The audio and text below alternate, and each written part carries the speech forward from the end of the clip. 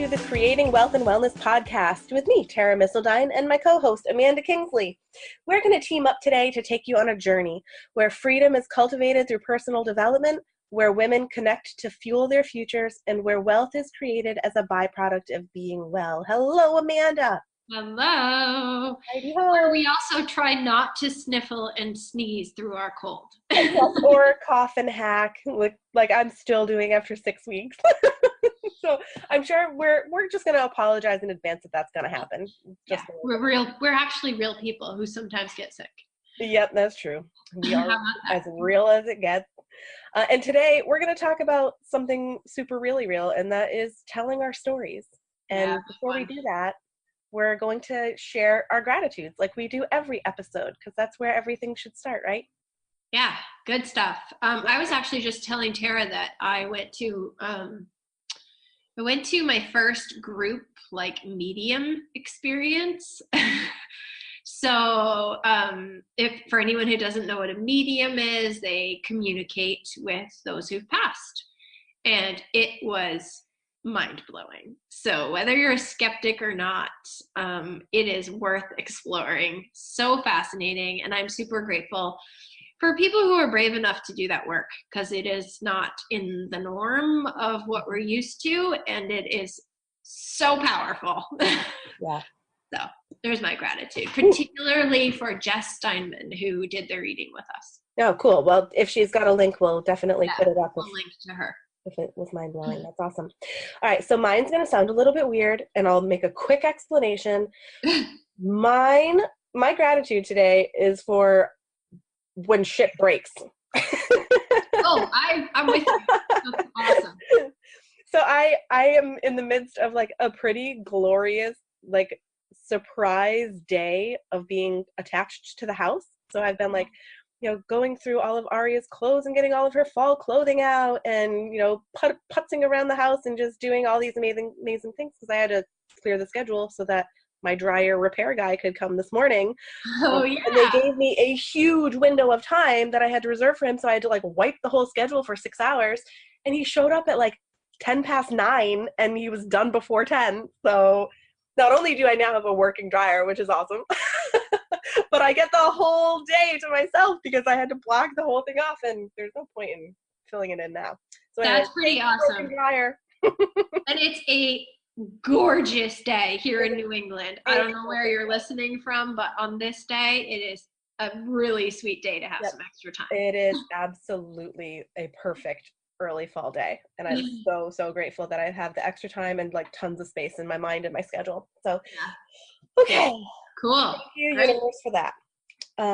Totally worth the $250 in drying laundry by hand for the last holy moly 2.5 weeks. It was worth it.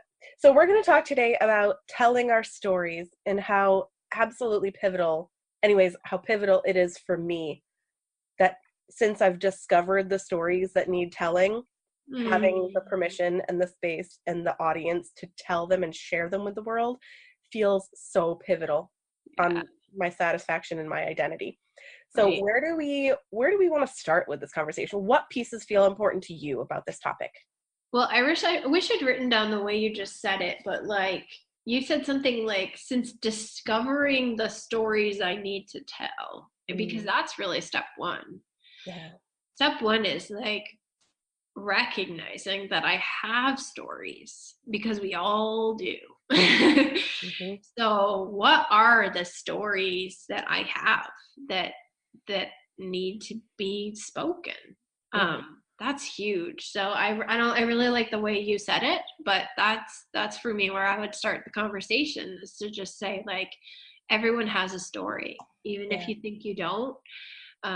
You have a story, and it can help you heal, or it may also be able to help someone else heal.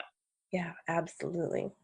Yeah. Well, and that sort of points to why they are so pivotal. Yeah. Because it helps. They are meant to be of service. When you have a story that needs to be told, it's because it's supposed to be of service to someone. Yeah. And while you were talking, I do a lot of work with archetypes and my elements, which I love, and those are sort of perpetual, they're perennial, they don't really change, but the archetypes do, and so does the Y word that you work with a lot. Yeah. And it occurred to me that most of my adult life, I really, really identified with the explorer archetype. Mm. And when I used the word discover our stories, I'm like, oh, that makes total sense, because that's what I was doing. I Yeah. was unearthing what those stories were. But once I discovered them, within the last few years, I really was not identifying in alignment with that archetype anymore. I'm not looking for more stories. Now it needs to be something else. And my Y word, and therefore my archetype, also shifted out Yeah. of the explorer. I don't have that need to keep discovering and unearthing. Now I need to, really nurture and allow this story to come forth. And that's now where I feel really, really aligned. That's really So exciting. yeah, that was cool to just put that together. Thanks for explaining it that way, because I hadn't really done that in words. It's proof of our evolution, right? Which is so Exactly. cool. I mean, I believe that we're here to grow and evolve and make a difference. And so when you have those shifts where you start identifying in a different way, it's proof of that evolution. Right. Right. It's pretty cool. Okay. Well, do you feel compelled to share the stories that you're working with right now about yourself, or do we want Well, to I talk was just more gonna say, meta? like, both of us have some really big stories that we're sharing, and then also, like, where do we share these stories, right? So, like, what do we even mean by share your stories? Do we mean, like, tell a friend? Do we mean start a blog? Do we mean write a book? Do we mean speak on stages? Like, and we mean all of those things. So I just want to point out that for someone who has a story that they maybe don't want to tell, right? They're like, I'm never telling my story. That telling the story can start on a really, like, personal level. Write it down for yourself. Write it down and burn it if you want to. But there's an important piece in the healing, and again, the telling of stories and the healing may just be for you. It might not be for more people. Absolutely. But you can audio record a story to yourself. You can just talk about it and record it yourself. You can journal it. You can write it. But yeah, telling stories can be delivered in all of those places, in all of those big and small ways, and still be really powerful and meaningful and healing. And Yeah. when you heal, even if you're the only one healing in the telling of the story, it's having a ripple effect, right? It's affecting everyone else in your life. And so it's never just you healing, because you have an impact on all the other people who become a part of your future story. Mm-hmm. So yeah, we can certainly talk about some of the big stories that we feel called to tell. But I wanted to just throw that out there. What do we even mean by telling our stories? Like, Yeah. where? Yeah. And I definitely want to echo that, because there have been times where, there was a even a piece of my story that no one really knew for a really, really long time. Or Yeah. maybe they only knew like one perspective or one visible portion of what it was, or, the sort of um, the legend of what had happened that they had heard through the grapevine or something, and how much my perception and my carrying of that, whether good or bad, Yeah. changed when I shared it with intention, even with just one other person. Right. It really does make a difference. So I would encourage that if it's not something, because I have some that were kind of toxic, just sitting around with me by myself and not having Yeah. anyone that could share carrying them. Yeah. So I would suggest that if there is something that is really old for you, like an old part of your story, but it does not feel old, Yeah. there's something that needs to be done with it. So whether you take, Amanda's advice of just sharing it with the universe by putting it into words somewhere, not even spoken word, it can be written word.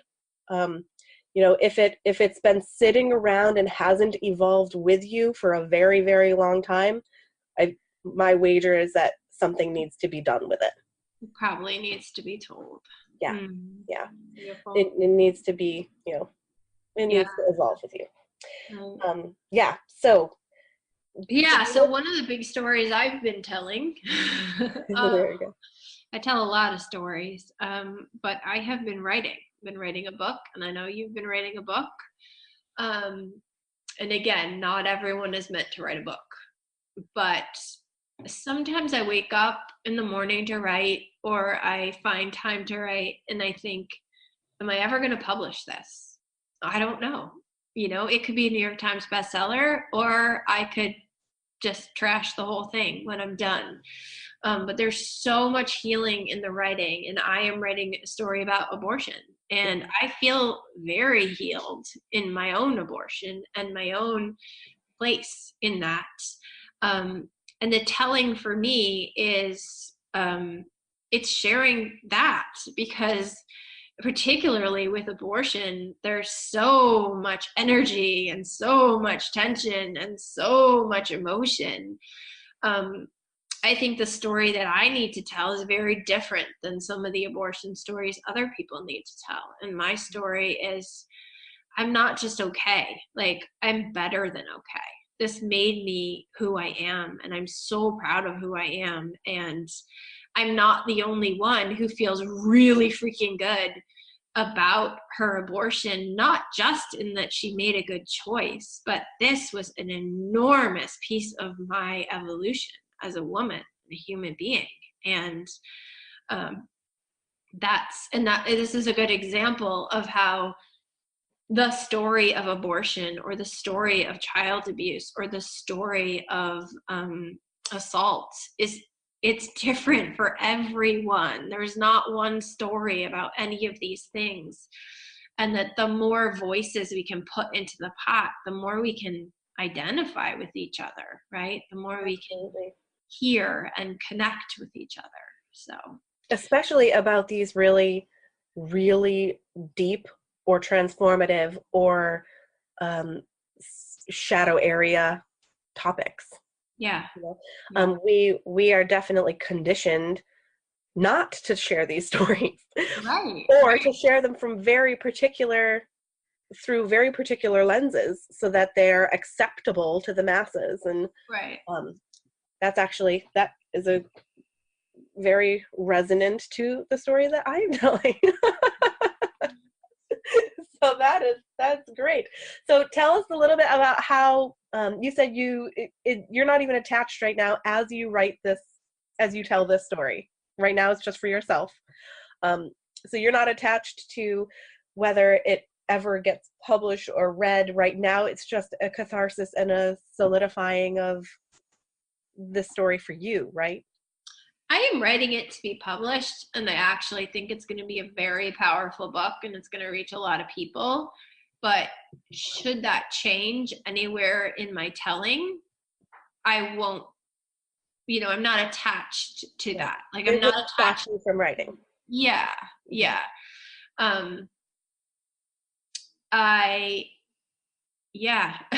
It's kind of weird to talk about. I mean, I think it's going to be big. I think it's going to reach a lot of people in the way that I'm telling it. But I don't know how. I guess maybe that's it, is like, yeah, I'm writing it for myself because I know, but it's not written toward me. It's written toward you, the reader. It's written for a reader, but if nothing else, it's part of my healing and growth. Yeah, so this is a perfect time to remind people, if they haven't yet listened to last week's episode about honoring your commitments, this is so something that we talked about. Yeah. Because, like, would you still do it? Would you do it over again, regardless of the outcome, regardless of the cost? And I think that that's true for you, that the telling of this story is like one of your very deep commitments right now. Yeah, for sure it is. And like, as a life coach and as someone who intends to spend the rest of my life working with women, writing these 80,000 words is putting together pieces for me that will whether the book gets published or not will influence how I work with women. Absolutely. So yeah, there's that piece of it for sure. Yeah. Tell us about your story. Yeah. So the story that I want to tell right now is definitely a collaborative one. So, I mean, I'm trying to instigate a big conversation. And it's very, very raw for me right now as I'm watching other people's stories surface. Right now, for people listening in the future, right now we are in the midst of like the Kavanaugh hearings and a resurgence of the Me Too movement, and lots and lots and lots of people feeling the need for these stories to come out. Yeah. And some of them in really public and really exposing ways. And the story that I want to tell, which I've mentioned on the podcast before, and I'm also in the midst of writing a lot of thoughts down. I wouldn't say they resemble a book yet, but they are lots of lots of thoughts on paper. Is called Undomesticated Daughters. And the idea is that I've spent so much of my life living in a reality that wasn't really for me. It was training and conditioning and modeling that I saw and adopted as what's real, and it's not. And I wasn't really confronted with that that sort of like inner dystopia until I had my own daughter, and I realized that I wasn't actually willing to impose a lot of these things on her. So the story that I really want to tell and the conversations that I want to have are, what are these things that we as women today in this reality need to unlearn so that we are not perpetuating them in the lives of our children and future generations. And that every woman that I have talked to about this concept takes that to an entirely different place than every other woman. We all have lots of the same, beliefs that we have come to start challenging, but we don't know necessarily how to unlearn them in ourselves, no less how not to, perpetuate them in our own kids and in the next generation. It's a good example of where you have to discover it before you can unlearn it, because a lot of times stories are so a part of who we are, we don't even realize they're stories. We think they're truths. Yep. Can you give us an example of one of those? Like, can you give us an example? Yeah. Okay. So the word undomesticated is why this is so important to me, because to make something domestic means to alter it for better use for someone else. And part of that is like, why do young girls have to be nice all the time? Yeah. Can't you just be nice? Hey, be nice, be nice, be nice.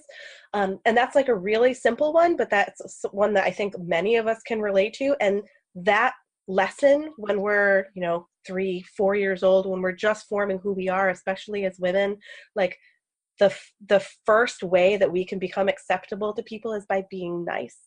Mm-hmm. And that translates to women having so many experiences later on, simply because they didn't respect, their gut instinct or a legitimate fear or a legitimate caution or something like that in favor of being nice. They didn't want to hurt someone's feelings. They didn't want to have to, be the recipient of someone's anger. They didn't want to disappoint someone. They didn't want to lose their feeling of being valuable to someone else. So they compromised on behalf of themselves. Yeah. And I mean, that's a conceptual version of this. Yeah. But for me, like, so much of my body image stuff is where it really, really comes up.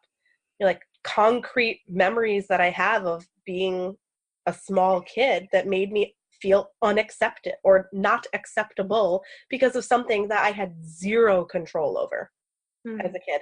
And do I really want those? Do I want those to be the questions that my daughter's struggling with in 30 years? Wow. That she's not acceptable because of, the shape of her legs or the position of her teeth, or like just something that I've learned is so superficially unnecessary to carry that load around. That's the kind of thing that I want to have conversations about. Right. Yeah. And I think right now it's welcome. Those conversations are welcome right now. That's why I want to have them. Yeah. Right. They are. They're being heard in a way they've never been heard before. Yeah.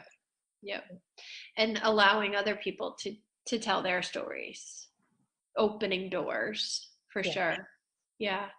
And like a lot of the work I do with women is see, accept, honor, and love yourself first.